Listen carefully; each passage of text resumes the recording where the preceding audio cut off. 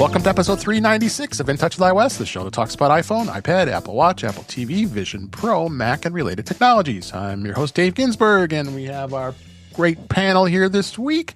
Let's start off with Marty Gencius. How you doing, Marty? Thanks for being here.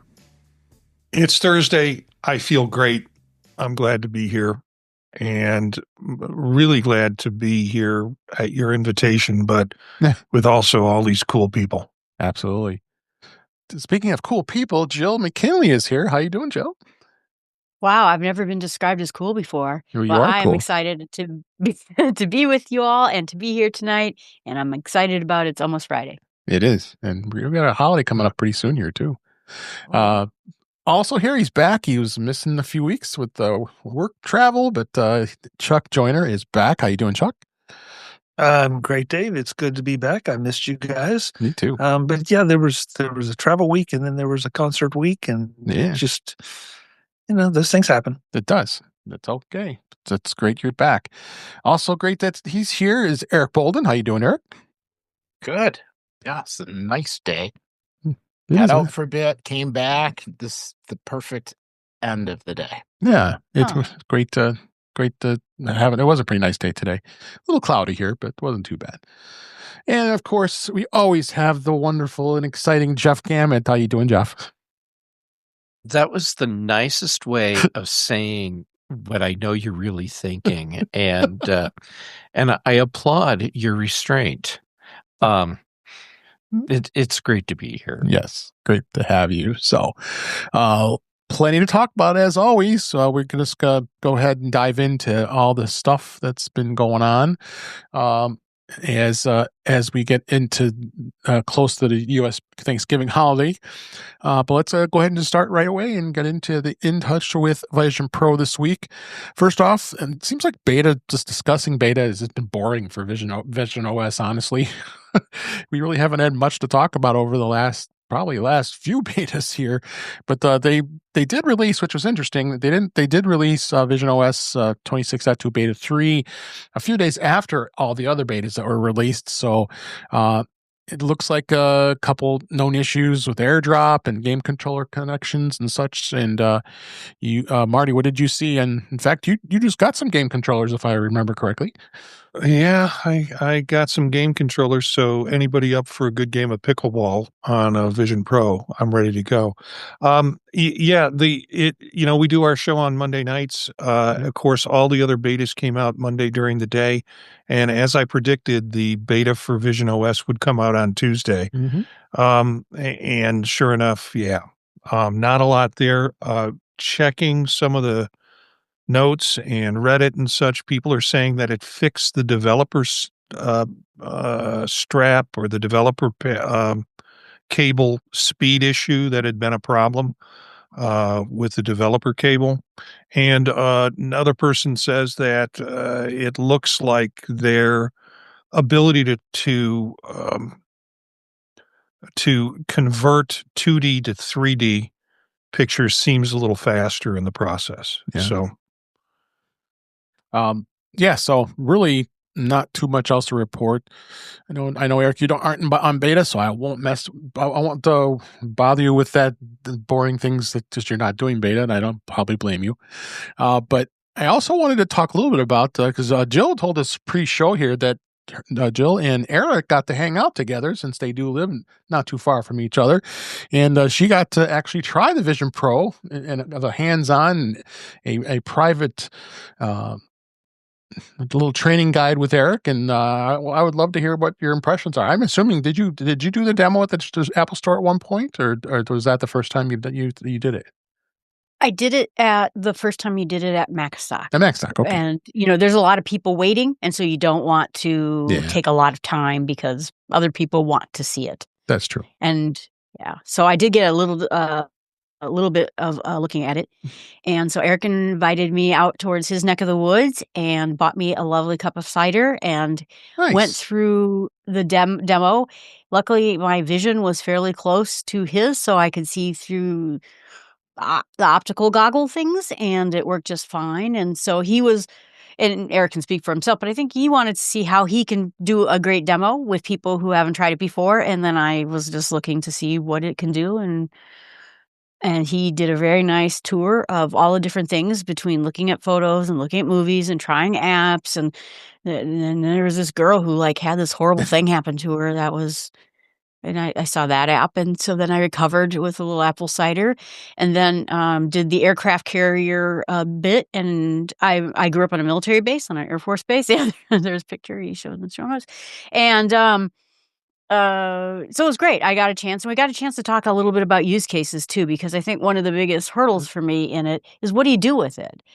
I sit in this control room of computers and, television. I have a whole big house and, when would I use this? And so we came up with some, good use cases of maybe I just don't want to sit at my desk all the time. And I thought that was actually one of the biggest things for me was what if I wanted to just be somewhere else in this house, sit out by my bay door, or, sit on my couch and do something else. So, Excellent. So probably, you have anything to add? Yeah, go ahead, Eric. Go ahead. If you want to add anything, I bet it sounds like you had a really good time giving some teaching some things to Jill. Yeah, it was a lot of fun. I've burned through a lot of friends saying, "Hey, I need to try this demo and see what works," and "Hey, can you do this again and do this again?" So Jill was more than willing to put in some time and be a guinea pig and give me feedback and not be totally irritated because I said, "Oh, try this and try this." So yeah, it was really helpful. The most fun part was sticking things all over the walls and then watching the people in the coffee shop look at me like, "What's she doing?" And then I'm like, I can see you in through these goggles staring at me. Yeah, that's right. Just, walk up to some random wall and then peer through the window that's not there to everybody else. But, go for it. Yeah. Like go into the side room and then go look at the back side of it. And so I'm like, looking at the side and the people at the coffee shop were like, "What is she looking at?"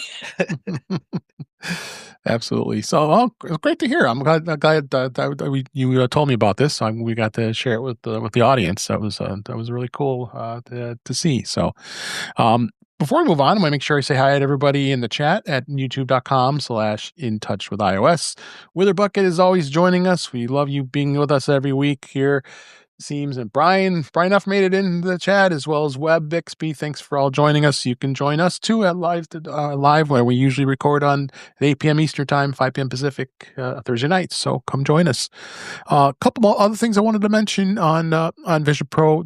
Apple did announce all of the new the App Store Award finalists, and I specifically filtered down to Vision Pro. And this is actually, I don't know, guys, is this the first time that they've had an actual finalist for the Vision Pro apps? I don't remember them doing it last year. They had they didn't. The only thing because I was curious about that too, because the stuff that I read about it, it's like, oh, it's great. Apple's finally recognizing Vision Pro.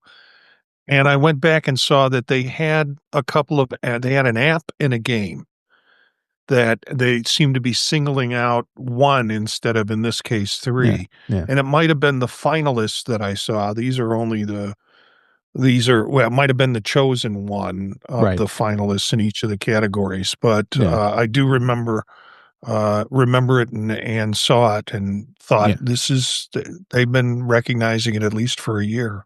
Well, it's cool to see that Camo Studio is part of that. I love Camo Studio. They make such a great app. And I don't have either of you guys used Camo Studio on the Vision Pro? I haven't had too much experience using it.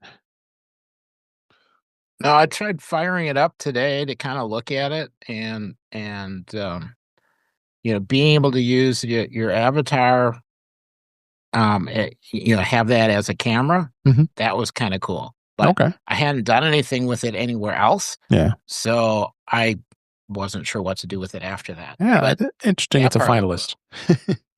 I would definitely say D-Day, the Camera Soldier, was really good. I really, really enjoyed that app, and how this was, if I remember correctly, it was a documentary about a person that was in D-Day, and they put their hours upon hours of great video footage and such, and made it to a pretty immersive experience on the Vision Pro. That was really good, and the Explore POV, which was the immersive video experiences. I didn't spend a lot of time in that app. Eric, did you use that quite a bit? Yeah, I've used that off and on.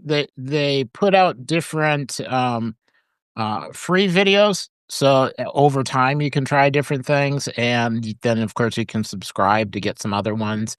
And it's kind of nice. It's generally really pretty high quality, uh, all over the world. So you get to see places you wouldn't normally get to. Yeah. For all of the people that think, well, Apple should do a lot more videos, this is a way to get more video that's immersive. Yeah.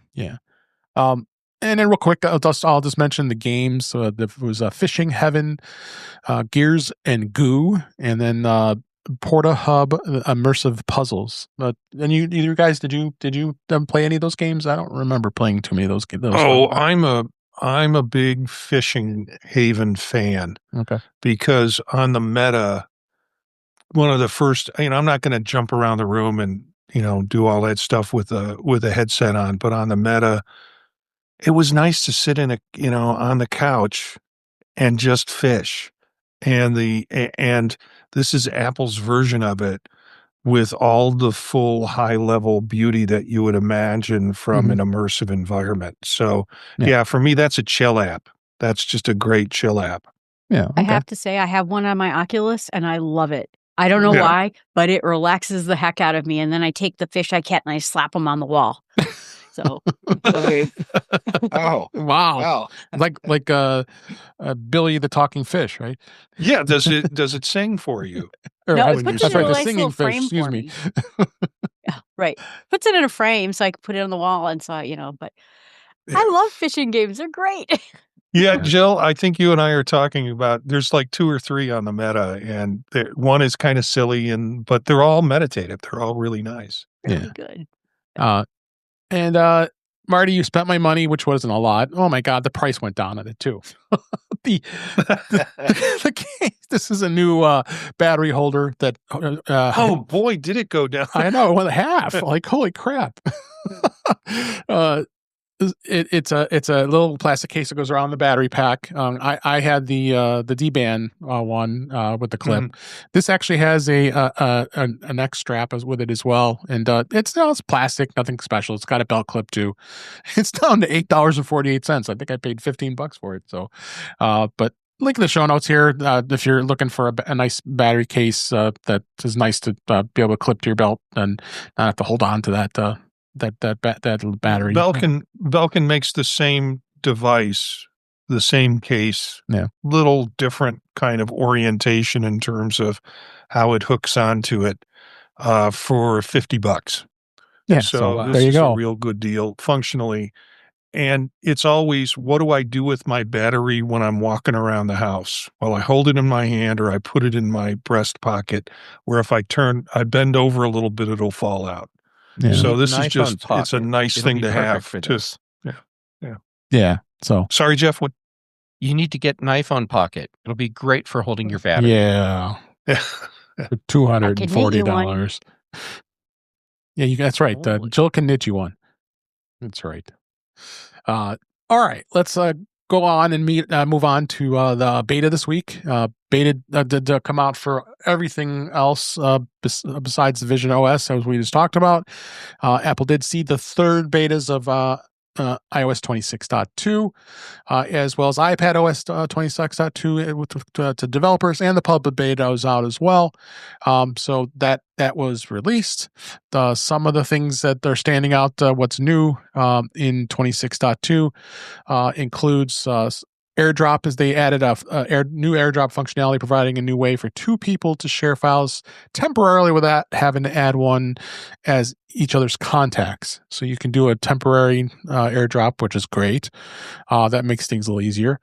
Hypertension notifications, according to the developer's notes, his notifications are now available for reading within a new API, and the app can request authorization to read notifications resulting from one hypertension notification feature in the Apple Watch.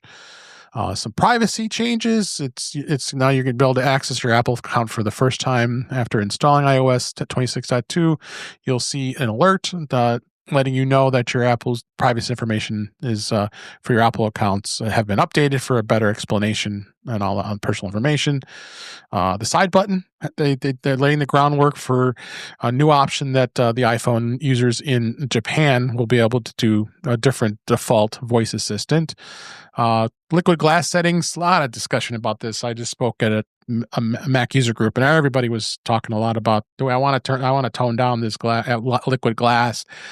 So now I did demonstrate the tinted option that reduces the transparency, and there's a warning about the tinted option cannot be used in tandem with the reduce transparency or increase contrast accessibility settings, which makes sense because it's accessibilities. The game app's got some stuff, alarms and reminders you can add now, and then of course iPad OS 26.2 got some improved multitasking. So there's a pretty good amount of stuff that's come out with 26.2. It's looking that it's going to probably release to everybody within a few weeks. We're towards the end of November here as we record, and it's going to probably be, I would anticipate probably the first or second week of December. I bet this will get released. So it's ready for the Christmas season as far as that goes. As far as any other new features that we didn't call out, I think we've got other things, but I'm not going to go too much deeper into that. So we'll definitely be talking about it as things go along here. They did add something in what's new in multitasking, as I mentioned about the iPad. It's got an iPad OS 26.1 brought back the slide over because it was gone, and I know not everybody's overly excited about the slide over, but I think there was enough of a demand that they said, "Oh, we brought this back," for windowing, as well as you're going to have drag and drop multitasking functionality as well. So that's coming soon with the iPad. Jeff, any experience with the iPad with your latest beta install? It's not remarkable, and that's a good thing. It's like everything that should be working seems to be. So I'm all about not exciting for these updates. Yeah. Okay. Couple other things with beta. Apple released a beta firmware for the AirPods Pro 3. Again, firmware, you never know what they've installed, what they've updated, and there's no word yet about what that's going on. Interestingly enough, I noticed if it does give you an option, it asks you, do you want to install this? Because especially if it knows you're on beta on an iPhone, that it actually triggers it, so it'll install it. So that was kind of a new thing I saw, because usually when you would add the beta, you would have to just all of a sudden show up. I got a little resistant to put any beta on my AirPods because it already has its buggy things already. I got to figure out that, every time I touch my phone, it's changing my AirPods while I'm on the show here this week, and that gets kind of frustrating. I don't want it to auto switch, so we got to come up with a better way of working on that auto fit switch feature. So. Anybody else have anything to add as far as beta goes? So Jill, or have you done anything with it, or Marty? I like the reminder having the alarm. That was kind of nice, because I'm trying to switch all my productivity apps back to Apple apps and get off of these subscriptions and start using them more. And I like that feature. So that was the only thing that really kind of I liked. So yeah, let's that's about it with those. So hey, let's say hello to Ben Rathick. He's in the chat. How you doing, Ben? We've been missing you. We got to get you back on the show here soon. Hopefully next week, or we might be recording later after Thanksgiving. But great to see you. And he says that if only a beta could make them stay in my ears. Yes. Oh, yeah. Third-party opportunity. Third-party opportunity right there. Absolutely. Which is That's what chewing gum is for. Yeah. Oh my God, I've been doing it wrong. That's right, chewing gum. So also released was Mac OS Tahoe 26.2. Beta 3. Not too much overly excitement in Tahoe. I didn't notice anything anyway. Jeff would sure like it to stop crashing on him all the time. Maybe my God, you right? might get lucky. You've just had the rotten luck with that Tahoe. Yeah, this is straight up a dumpster fire for me. The crash report that I sent to Apple this morning, they basically get a crash report from me every morning now. In the crash report, I told them that I think it's time for me to set up a snippet that just says, went to wake up my computer this morning, found that it had crashed and rebooted at some point during the night. Yeah, because that's just basically how it goes. And earlier today, even after rebooting, just a few hours before, I had that cascading thing where all the RAM was suddenly eaten up, and my Mac had to pause every running app, had to force quit everything so that I could reboot. And now here we are. And after the show, I'll reboot again. And I bet in the morning I'll find that my Mac has crashed overnight. And yeah, I shake my fist at Mac OS Big Lake. Anything we need to get you a support group there. Yeah, I need a support group. Anything you wanted to add, Marty, on beta for macOS? No, I was talking before the show with Jill. I just don't run into these problems that everybody runs into. Yeah, it seems it. And I don't know if I'm cursed or what, but you're probably better at using your technology than we are. That must be it. Yeah. No, definitely not it. I just do all the things people tell you not to do, like turn your computer off regularly. Mine takes care of itself for that. Yeah, I don't have that automation on my computer yet. I have to still do it manually. But Jeff, what you described is exactly what happened to me this afternoon. Is one by one, the drive started disappearing. Then it was saying paused, Yep. and then eventually the machine rebooted. And I don't know what happened, but it was the first time in 5 years a Mac ever crashed on me. Wow. I'm sorry you had to experience that. Also, and I'm not on beta on this machine. This is released. Yeah, I'm not on beta either for this. Yeah. I feel your pain. So I haven't, believe it or not, on my production machine, I have not moved over yet, mainly because of some of Jeff's comments. But I've had a couple crashes recently as I've updated other apps to be supposedly compatible with Big Lake. And so I'm wondering if maybe the problem is not Big Lake, but maybe some third-party apps. We should do a comparison, probably not on the show here, and look at the apps that we're both running, and let's look at not just the things that we're command tabbing between, but like what are the other things we have in our menu bar, and what cloud services are we regularly connected to, and see if we can find enough similarities to say maybe we should look at these things. Yeah, just a thought, because it does seem like you're having a lot, and I'm not hearing that from other folks. So even the beta folks who are so prevalent. Absolutely. My MacBook Air has the beta on it and has never crashed. So I want to point out that Matt or Chuck just totally froze up there right after saying that. He did for a moment, Yep.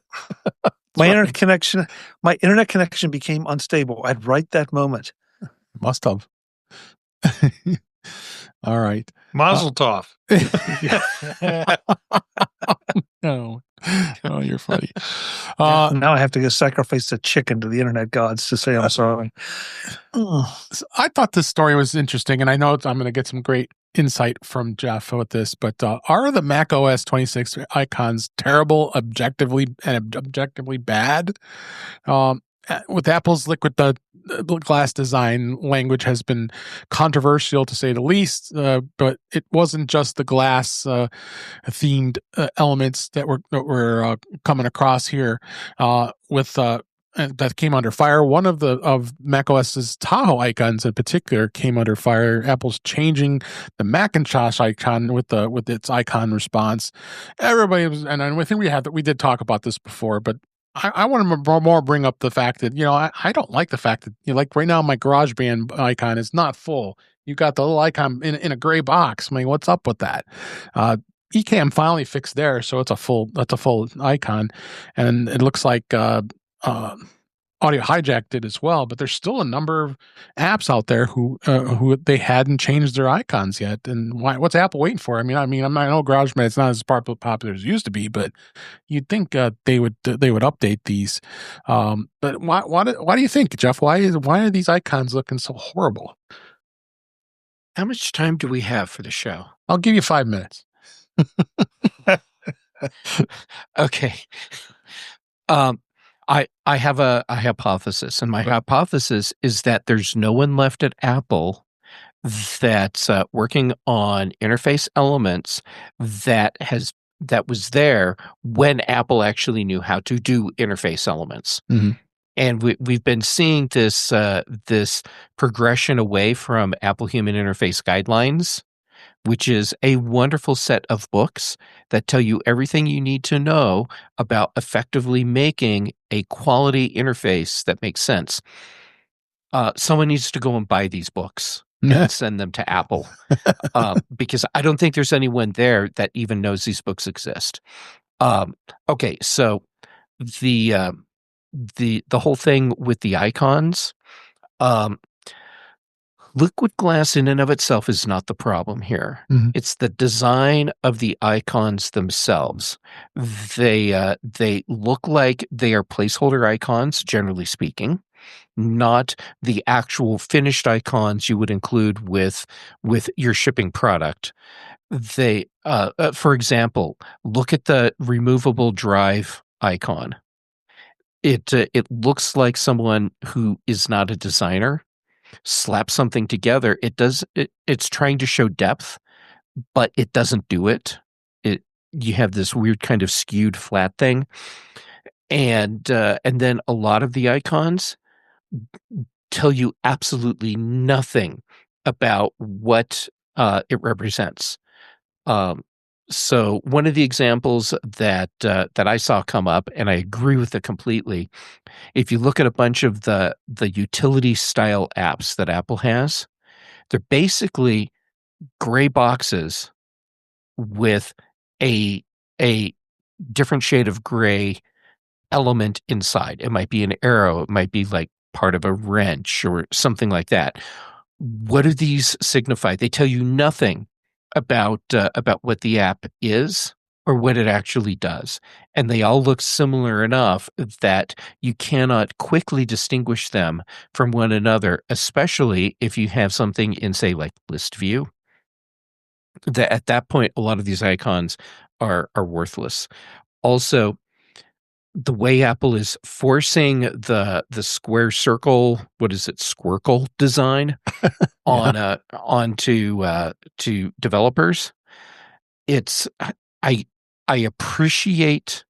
I don't agree with, but I appreciate what they're trying to do, which is give us a standardization of icons across all platforms.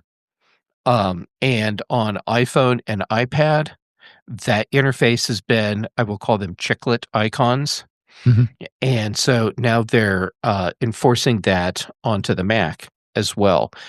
The downside is that greatly restricts what developers do to distinguish their icons visually and representationally. Mm-hmm. And so we're getting exactly what you described, Dave, where you have an icon, in this case, Apple's own GarageBand application, that ends up squished into a squircle. And they don't look good.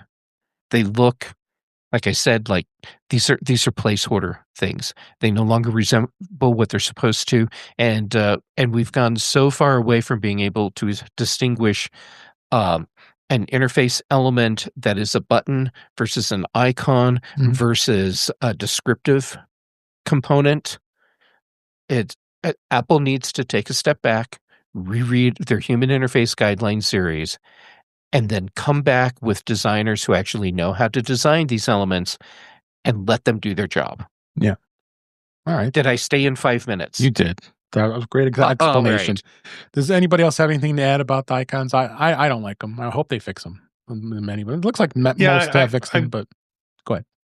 Yeah, I've got about 5 minutes. No, seriously, I think it would be great if we had an interface where we could customize everything the way we like it. And then that means people who love Snow Leopard would never have to leave Snow Leopard and still run all the power of, hey, wait a minute, we do have an interface like that. It's called Android. We used to have an interface like that called Mac OS. I think change is tough. It is. I think some of this, I can't wait till the discussion about how terrible liquid glass is finally dies out, because it feels a bit like we're shouting at clouds. Yeah. Well, you do know the old joke of how many reviewers it takes to change a light bulb. 1 to change a light bulb and 5 to say they liked it better the old way. Yeah. That's right. Yeah. That's fantastic. That is. I think, all kidding aside, I think Jeff has some very pertinent, relevant comments. Yeah. I like what he says, but at the same time, I don't see Apple changing this. No. Nor I giving agree us the with you, Marty. granularity to change it. I think what they did with liquid glass, allowing us to do the shading on it, that's about as far as we're going to go. Yeah. I agree with you on that too. Yeah. Hey, Jeff, Go ahead, Jock. Yeah, go ahead. serious question. Mhm. Could you take the icons from the old icons that you like and paste them onto the new applications? Do applications allow you to change their icons? You used to be able to do that. I have not tried changing an app icon for a long time. I do recall at some point in macOS 10, there were like a couple apps where changing the app icon would create some sort of mismatch where the app no longer validated with itself that it was what it was supposed to be and wouldn't work right. But honestly, I cannot remember what those apps were. And I think they were like some third-party thing. But Okay. I have not tried messing with the app icons actually in years. So I don't know. Maybe we could. Give it a try. I mean, it might give you a whole new set of crashes to report to Apple. You're right. Yeah. So, all right, let's go and move on here. Occasionally I have a segment here about In Touch with AI. I thought it'd be kind of fun. There's been a lot of discussion, a lot of changing this past week with most of the big AI platforms. So I wanted to dive a little bit what happened this week. So OpenAI, aka ChatGPT, just released the GPT 5.1, which is the next generation AI model that powers ChatGPT. There's 2 versions of 5.1, including instant and thinking. Instant is a warmer, more intelligent, and better at following instructions, according to OpenAI, whereas thinking is more easier to understand, faster on simple tasks, and more persistent on complex tasks. OpenAI says that users can expect a more enjoyable communication experience, and with options more easily customized in ChatGPT's tone, where there's new presets by tone, including professional, candid, and quirky. We always like quirky. And by default, 5.1 is going to be instantly warmer, more playful. And it's still, there's been some changes. I've noticed a little bit of the quirkiness, but not much. Marty, you use it as much, if not more, than I do. But have you noticed any of the differences on 5.1? Oh, yeah. And I've noticed them, I think, for a while, because I generally put complicated projects in it, and I get a little frustrated because it seems like it's taking so long.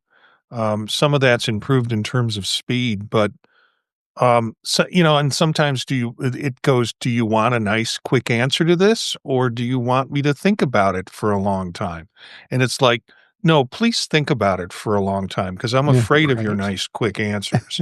I also noticed today that there is some variation that's for coders Okay. that I think this is kind of an example of ChatGPT trying to diversify to meet some of its users. Like people who do Google searches typically, they're going to just do the nice, quick, easy, faster way of doing it. People who are doing complicated projects and want output are going to probably use the process where they want where you're directing it to spend more time with it. And then I think they're trying to get maybe at some of their competition in terms of improving the coding capabilities of it and becoming it a place for folks to vibe code with or to check code that they have. Yeah. Chuck, have you tried any of these the new tools? Anything that you noticed with the 5.1? I thought 5.1. I can't decide whether it's objective or subjective, whether I think it might be getting just a little less repetitive. I felt like I was starting to recognize some of the same phrasing when I was giving it things to do and I was getting things back. And I feel like that went away or at least got greatly reduced with 5.1. I mean, I can't, I didn't run tests side by side, but I will say this, I haven't seen anything that I didn't like in 5.1. So, is it better? Maybe a little. Is it worse? Not that I can tell. Okay. Jeff and Eric or Jill, are you using much in ChatGPT that you could comment? A little bit. It's all right. So first, my observation. I find it fascinating that the companies making these LLMs are putting in the energy to make it easier for us as users to anthropomorphize their tool, and that's a big part of what happened with this update. For me, I don't want my tools to be a personality. I want them to just perform the function, be a tool. I don't need to pretend you're a person.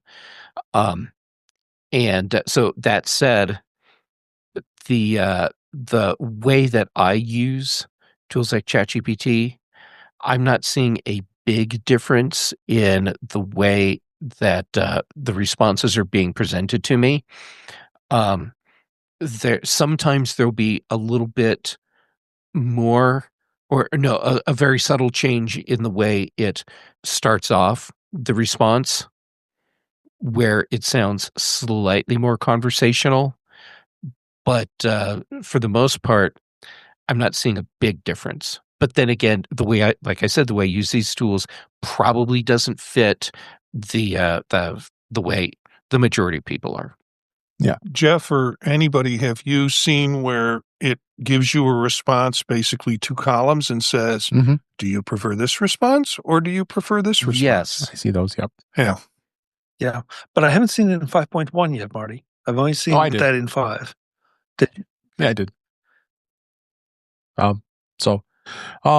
I've been using 5.1 and I switched mine over to nerdy instead of friendly because that's kind of more what I'm looking for. I want to be nerdy instead of friendly. Yeah. Yep. And dear like ChatGPT, talk nerdy to me. Talk nerdy to me. Yes. That's what I asked. And I really like it. My friend who is not nerdy really likes its chattiness of it.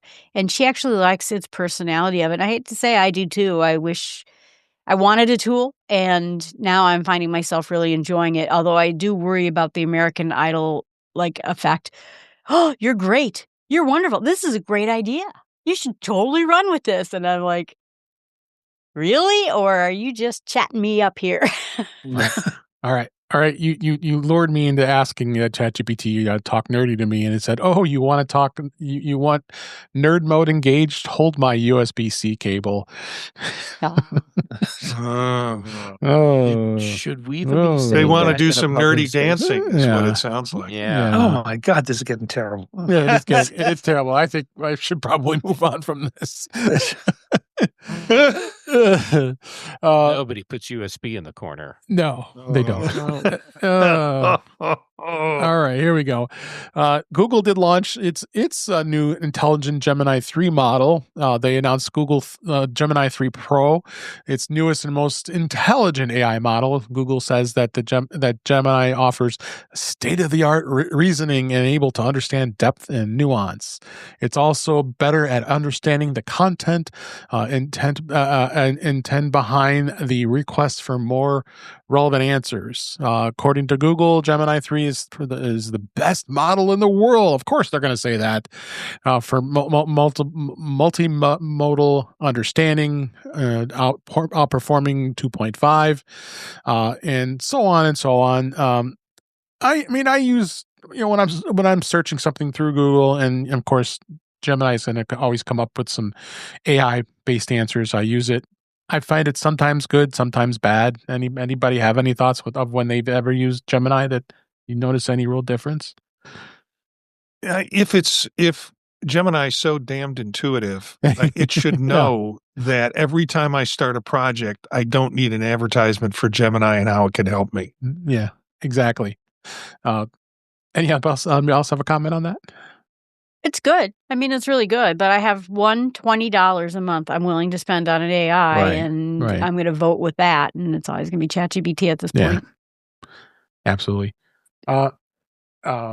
Anybody else? I will go ahead and move on here, unless you have something, Chuck. No. I mean, I've tried Gemini. I don't find it necessarily any better than ChatGPT, and I'm a little more comfortable giving any information to ChatGPT than I am to Google. So that's a personal thing. Right. And God forbid Microsoft for you. I wasn't going to bring it up. You brought it up. I know. That's on you. It's okay. You brought it up. Unfortunately, I have to know Copilot. It's in my job. I have to do it. Oh, so you have an excuse. Yeah. I do have an excuse, but Copilot's been fine. So I won't go down that rabbit hole for debate for that. But also, Google announced its own version of Apple's private cloud compute. They announced a private AI compute, which is a new cloud-based system designed to deliver AI capabilities using its Gemini models while maintaining strict data privacy controls, a framework that closely parallels Apple's own private cloud compute technology. According to Google, the service enables AI tasks that exceed the processing capacity of local hardware and to be handled securely in the cloud without exposing personal data into the company's third parties. And, it goes on and on about that. I mean, I think this is kind of going to be a little bit of a wave for a lot of folks here.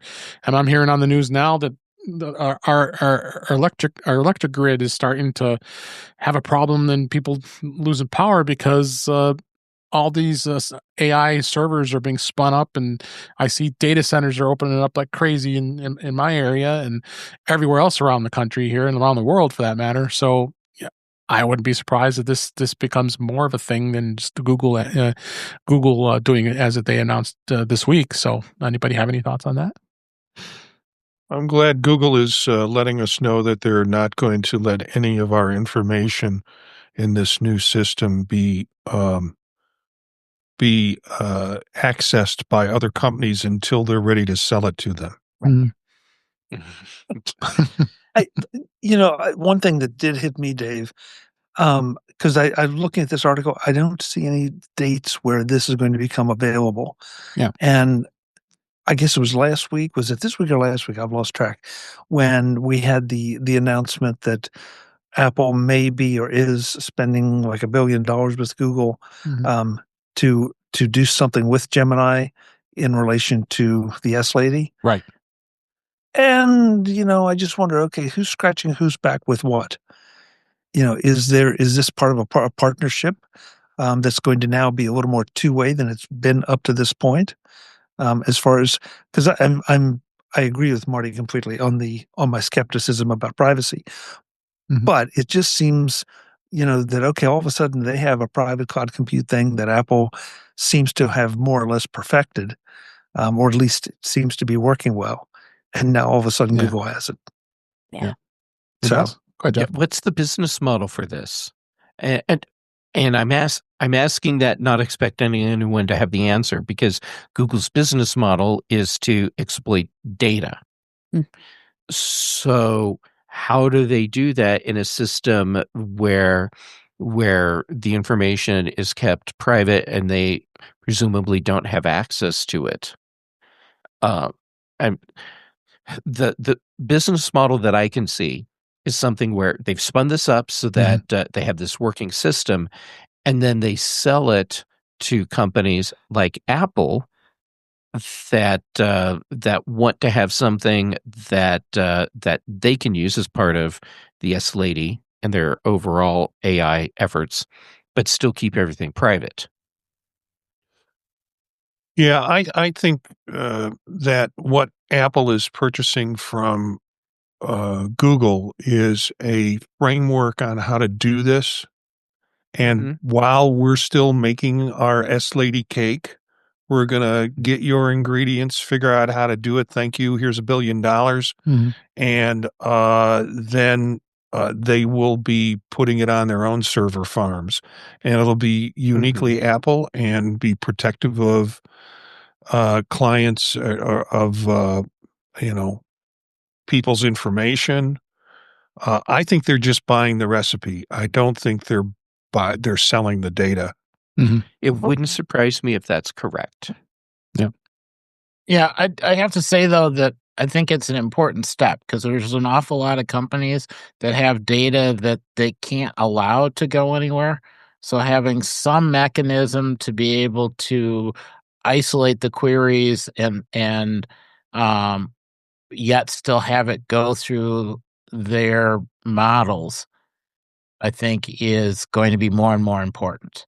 It wouldn't surprise me if at some point they come up with some sort of system where ads can get inserted without ever needing to know the data. It's still private for the company, but hey, here's this other thing based on your query that we can't see, but who knows? Yeah. Is anonymized data of any value? Just to know lots of people went to this site or whatever. Good for without training. tagging. What? I'm sorry, Good Jill. for training, Okay. I guess. And it might be useful to say that, we have a bunch of people here that drive Hondas rather than General Motors, or that they prefer Coke over Pepsi, or, something like that, to attract a specific class of advertisers. Yeah. All right. Let's this was kind of more of a funny thing than anything else with Apple Intelligence, because everything is kind of funny with Apple Intelligence lately, only because it's not ready yet, basically. So Apple apparently was too smart for the M1 Max after a listing error. Apple's website was causing some confusion among Mac owners, but for good reason. Its device compatibility list for Apple Intelligence appeared to have dropped support for M1 Max, which makes absolutely no sense. You look at the M2 was it was at M2 and higher. I mean, that does not make any sense. Well, it took them a day to finally correct this, and apparently the device compatibility list now shows it having the M1. So a little crazy. This was the Apple Intelligence webpage. So if you go to the page now, it now shows it at the bottom, because they have a section just on Apple Intelligence.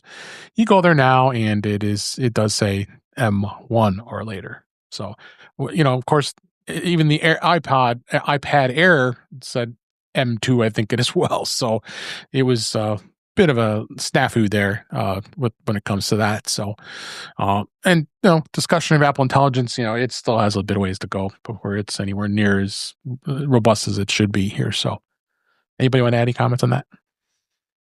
Yeah, this is all blamed on the Vision Pro. That's right. Because that's why it happened, because there was only an M2. There was never an M1. And that's true. When they updated the notes for the M5, it was like, well, M2 and higher. And then somebody just extrapolated that and didn't even think that there's a special case. Yeah. But I'm glad they fixed it. Yeah. I thought this is what Apple got for letting Gemini write the copy for the webpage. That's right. Oh gosh. Yes. So other topic, Oh, there's been lots of discussion about adding in the United States driver's license to your to the wallet app. And finally, it's happened. One of the larger states in the United States, my home state of Illinois, added it this week on Wednesday, yesterday as we record this. And it's on the iPhone and the Apple Watch. It's a very convenient and contactless way of proof of identity. And I think, Marty, you have it in your state, and Jeff, you have it in your state. Kind of funny what happened with Illinois. They were advertising like crazy. Our Secretary of State came up and did a huge press conference, and spouting how great it is. I was glad to see it because our Secretary of State, we had the previous Secretary of State was in his position for almost 24 years, so a lot of technology kind of stalled, in my opinion, the way they handled things here. But it was cool to see, and it installed. Slightly slow, though. It's going to be available to be used at Chicago's O'Hare Airport as well as at Midway Airport, as well as it's going to be allowed to be used at the Lambert Airport in St. Louis because, of course, Illinois and Missouri border each other, and there's a lot of big cities that are not too far from the St. Louis Airport. So that's kind of cool. They're doing that as well. So I went in that morning and on Wednesday morning because I was waiting, and it took a little bit to appear, and I go in and it says, "Oh, you're going to have to wait. We'll notify you when it's ready." So obviously the servers were getting hit pretty hard yesterday. Took till about the 1 p.m. in the afternoon until I got an email saying that, oh, it's ready to start, and then I went through it, and it finally did its thing. So it does pop up as this picture shows in the article here of from the Illinois Secretary of State, and you can learn more. It gives you that information. So I don't, but that's the thing is, you'll be able to use it through TSA. So I don't want to be too much of a challenge. Interestingly enough, when you go into the more info, it tells you how old you are, which is kind of interesting. So if you go under the card information, has my full legal name, my address, my date of birth, and then it says how old I am, and all my stats, height and weight, height, and then eye and hair color, and the ID information. So your driver's license number's in there. So, and then of course it's digital. So of course it picks up my really crappy picture from my driver's license too, because you have to scan it. But it was kind of cool to see that this finally got added to us. I know more states are coming. Marty or Jeff, did you experience anything similar to that when you guys got it? No, when I did it, had to install the app from Colorado to do the whole setup thing, and then it puts the ID into Apple Wallet, which was weird. They didn't need to do it that way, but there you go. And just so you know, since O'Hare was already supporting digital IDs, right. when I've gone through, when I went through O'Hare back in July, worked just as it should. I did have to show the TSA guy what I was doing because he didn't seem knowledgeable. And I'm like, no, look, I just look on your computer screen. You can see that I just let it scan my ID. Yeah. And but then once I did that, he's like, oh, okay. Yep. Presumably, they all have a much better understanding now of the system that they've been using for years. Yeah. Yeah. Anything you wanted to add, Marty, with in your state? I didn't have the issues with this that Jeff had in terms of having to go to a separate app. And it seemed to go pretty smoothly. I don't think when they rolled it out in Ohio, although being kind of a large state, it didn't get there hasn't been the momentum wasn't there yet. There were only a couple of states that were doing it. And now with it just rolling out with Illinois, you already have a backlog. So I think the word's getting around. And so maybe that's why you had such a backlog on your servers, or like you said, your Secretary of State didn't keep up with the servers that were needed in order to make that connection, and it made it slower there. Very possible. Yeah, Marty, the difference between you and me for the setup might be because Colorado was one of the early adopter states. Right. Yeah. And so they may have had to do it differently just because they were one of the first. Yeah. Right.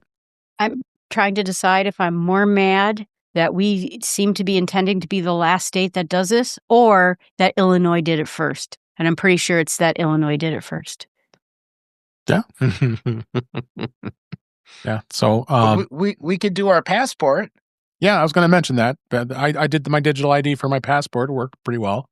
I had to take the pictures of it the second time, scanning it, because it's kind of cool. You in your passport, you actually put the phone in. It's got the chip in there, so it just scans it to see that's an actual physical passport, and then you take a scan image of the with your photo on it, and yeah, it added pretty quickly. And anybody in the United States can add that, and that can be used as your means of ID when you travel as well. So, but go ahead. I was going to say Eric kind of led the way, and then you and I both got into text messaging to then add it, and then at the end I was confused because, like, did it get my name wrong? These things, and I think you can see it in the link with the ad from the Illinois one. Right. They do your first name and your last initial, and I was like, they didn't even get my last name right, and it's sort of like, I think there's a reason for that. Well, actually, for me, if you look at my ID, it's got my first name and my full middle name, and my me too. So, yep. Yeah, me too. Yeah. So, any other comments about this? I will mention other states that are in the future. That's Connecticut, Kentucky, Mississippi, Oklahoma, Utah, and then participating airports. There's just a various amount of them. A lot of the big airports. Interestingly enough, I don't see New York mentioned. So that's a pretty... the list that Mac Rumors has. Is that old? It has to be old. Yeah, I was going to think. Because there's a lot of airports on the list. There's got to be, especially New York. That are not on their list. Yeah, okay. So thanks. My question about this is, with these kinds of digital IDs, if I put it on my phone, my one phone, will it show up automatically on my other phone? And it doesn't. Eric's saying it doesn't. Nope. You have to set it up on each device the same way if you get a new device and go to set up your credit cards. You have to set, because it's on the device. Right. The device authorized it and verified it. So, and as it turns out, there are a couple other states I mentioned. Arkansas and Virginia are looking to do it as well. So, your state's coming soon, maybe, Chuck. I don't know. I'll let you know. I'm not optimistic. Yeah. For listeners, it took about 2 hours, hour and a half for the digital passport to be processed. Yeah, it took me a bit of time too. So, and you still have to carry your passport, and if you go outside of the country, you can't use the digital one. Yeah. Yeah, that's right. All right. A couple more things here. This was a interesting story about the iPhone 16, the 17 versus the 16 in Wi-Fi speeds, and the study that was done. It was a new study that had revealed that the 17 Pro, and the 17 Pro Max and iPhone Air achieved significantly faster average Wi-Fi speeds compared to the 16 series. Apple's custom designed N1 chip is really the thing that is all about it. It was connected by Okla and then the company behind the popular speed test website app. So it has a grid here, shows quite a the differences between each country. Looks like France, boy, they got some pretty fast speeds there on average Wi-Fi gain. So, but the US was right up there as well, and across the rest of the world. But yeah, the comparisons in France, let's go 467, almost 468 megabit speeds versus the 17, which was almost 600. With Wi-Fi. So some interesting results here. And even they show the versus the Pixel 10 is iPhone's much faster than the Pixel 10 versus this the 17 was the family was slightly slower, but not much. I thought this was an interesting report. I don't know if anybody has any comments on this. Yeah, I'm I'm surprised South Korea isn't on here. Now, it might be they just did not take the data from them, but South Korea is notorious for having a really large infrastructure built around Wi-Fi. And the country, runs really well on it, and really good high-speed bandwidth for folks. So again, I'm surprised that country it could be that people who did the study just didn't have access to it. So let's go on and move on to some of the news stories this week. There was some big announcements from MLB, Major League Baseball. They did sign a big contract with ESPN and Netflix, and they're going to be showing a lot of stuff. And there were rumors about the fact that potentially Apple was going to lose the Friday night Major League Baseball games in 2026, but they are going to be keeping it for sure from 26 to 28 seasons. And MLB did confirm that, but they have established agreements with both ESPN, Netflix, and NBC Universal. So you're going to be seeing the games, baseball games, back on NBC again after all these years. I think it was like 25 years since it left NBC. So it's definitely, as I always talk about, the streaming wars continue. Streaming that changes. We talked about YouTube TV finally got an agreement with Disney to get the Disney and all of their ESPN channels back on the YouTube TV. So I guess sports will continue to evolve and be able to get these services as they go here. And you're going to see these big lucrative contracts continue to happen here. So anybody have any comments on this? I was thinking about it more like over the time period, that maybe this is the best way that it goes, where Apple buys this sport and Peacock buys the sport. And maybe because everyone's scattered all over the place, and I just can't imagine being a sports fan right now and what a mess it is. And maybe this is the answer: is everyone just buys a sport. Yeah. And then other story I wanted to talk about here is iPhone users can now, strangely enough, be able to use AirDrop files to Android devices. Google announced this. This was today as we record, a new cross-platform feature that allows the file sharing between iPhone and Android users. With AirDrop on the iPhone and Quick Share on the Pixel 10 devices, there is a new file transfer function available. The file sharing option works on Apple devices, including iPhone, iPad, and the Mac, along with the Pixel 10 and the Pixel 10 Pro, the Pixel 10 Pro XL, as well as the 10 Fold. According to Google, Apple device users will need to change their AirDrop visibility to everyone for 10 minutes in order for it to accept a file transfer. And I wonder if Apple's going to block this. You got to wonder, because there was another article about that as well. I want to try this because I do have the Pixel 10, and I would like to see if that does it. Anybody have any thoughts about this? I like this because there's plenty people have friends. We have some friends maybe that have Android. Then obviously this is specifically to the Pixel 10. But anybody have any thoughts on this, Jeff? I think that Apple's going to shut this down, but they're not going to say they're shutting it down.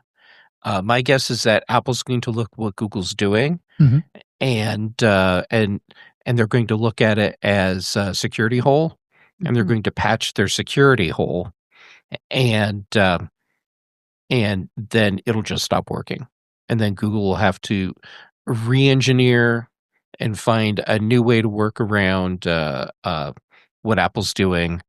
So it'll probably work for a little bit, but I would expect that there will be a software update soon where it just stops. Okay. Chuck? I thought I read an article that this was sort of pushed because of some of the EU regulations and trying to give more people a more even playing field. So I wonder how much Apple can block it without potentially incurring their wrath, or whether it can be blocked on a geographic basis. But one way or another, I don't know. I mean, I guess it's okay. I guess I can envision some times when there are things I might want to airdrop to someone that that has an Android, or haven't helped me have somebody with an Android airdrop something to me. Yeah. But I feel like maybe I'm just way too paranoid. Maybe I've had too much of the Kool-Aid, but I would be really paranoid about somebody sending me anything. It's bad enough. We've seen some things like people had wide open airdrops and were being sent things on planes. Yeah. And so, I'm not sure that this is a good idea, or if it is, that I'm hoping Apple will give us some more granularity on what I can or should be allowed to accept or send. Marty, any thoughts? I'm confused by the whole thing. It seems like it's to follow Jeff's suggestion that Apple won't stop it; they'll just break it. Yeah, and then it's not like, oh, we didn't stop it; we stopped something. We upgraded our software, and that broke that possibility. So yeah, and if Apple wasn't involved in this, then it's very easy to have plausible deniability because they're not part of the process. If they were, then when they would do an update, they would coordinate with whoever else is allowed to use whatever system they have in place. Which could mean at that point everything just keeps working, or those third-party companies would then have to update their software to stay in sync with whatever Apple's doing. But yeah, Apple's not involved. It's not going to keep working. I have this feeling we'll be reporting this next week that it's already shut off. Any other comments? All right. Well, I think we've hit the time here where it's time to wrap up. This was such a great show. It's so great to see everybody in the chat. And great to see Ben, great to see Witherbucket, Webb, and all the other folks that I'm missing. Brian F was there as well. So thanks for joining us. But let's go ahead and wrap up. That's a wrap for this week. Please send your comments, questions, suggestions to our email address, which is feedback@intouchwithios.com. You can follow us on BlueSky and Mastodon at InTouchWithIOS. Support the show. Buy me a coffee at intouchwithios.com/coffee. We'd really appreciate it. You can become a patron of the show by going to patreon.com/intouchwithios. We have 2 tiers available to support the show. We would really appreciate it. Make sure you like, share, and subscribe when you're notified when we are live streaming on Thursday nights, 8 p.m. Eastern, 5 p.m. Pacific on our YouTube channel, which is youtube.com/intouchwithios, where you can watch the current and past live streams as well as listen to past shows. You can subscribe to the show in your favorite podcatcher, including a Pocket Cast, Overcast, Apple Podcasts, many others, but better yet, just go to our website, intouchwithios.com. All the ways to listen to us is out there on that site. I am Dave Ginsburg. You can find me on BlueSky and Mastodon at DaveG65. And let's change the order here. Jeff Gamet, thank you so much for being here this week, as you always are. Where can people find you? Well, Dave, excuse me. Look, I'm all choked up because I get to be here with you. It's always wonderful to be here. All right, so people can find me on social media, Jay Gamet, on pretty much everything. And I'm most active on Mastodon, BlueSky, and PixelFed. Then for shows, Chuck lets me join in on Mac Voices Live on Tuesdays. Here I am with you on In Touch with iOS on Thursdays. Thank you to both of you. Then on the British Tech Network, The Big Show and The Mac Show. Also, Brian Chaffin and I do The Context Machine, and Patrice Brendamore and I do Retro Rewatch. Thank you so much, Jeff. Appreciate it. Eric Bolden, thank you for being here and doing a great job teaching Jill how to use a Vision Pro. Where can people find you?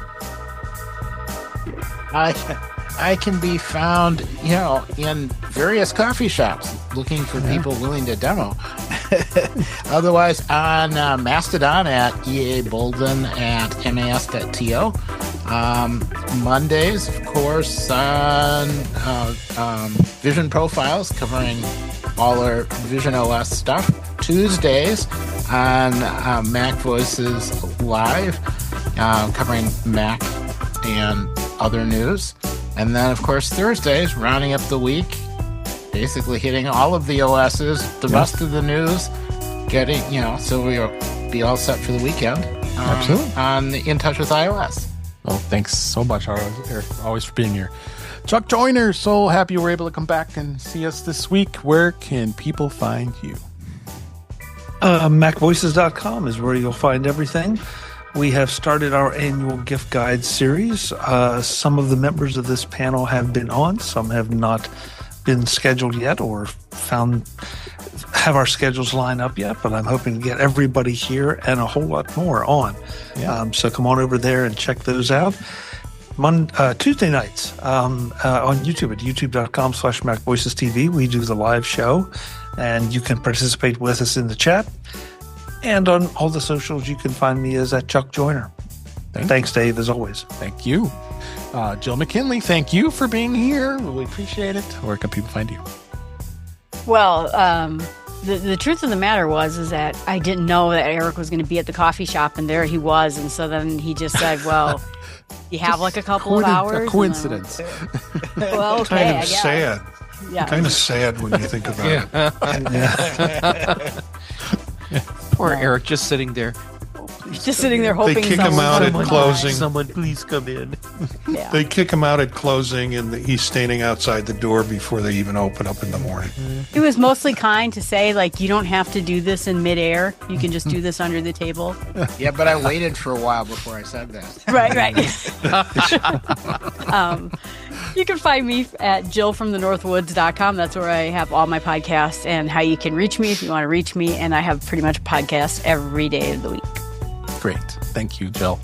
Last but certainly not least, Marty Jensen, it's always a pleasure having you and your great support of the show and others. Where can people find you? Well, the show's Monday night, 9 p.m. Eastern Time on youtube.com/@visionprofiles for the Vision Profile live stream. You can pick that up other ways too, and also the audio. Tuesday night with Chuck on Mac Voices. That's great fun.